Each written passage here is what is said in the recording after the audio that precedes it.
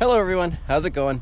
Today is the first weekend after the president here declared national emergency, I think, for the whole pandemic thing. And I figured the best way to practice a little social distancing would be to get out here to this totally empty location. There's nobody else around. So I am definitely not gonna infect anyone if I'm sick, or not get infected from anyone who is. So I'm also a little bit rusty as I haven't been out flying in almost 2 weeks now, and the weather's halfway decent, so I figured I better take advantage of it while I can and go fly. Enjoy!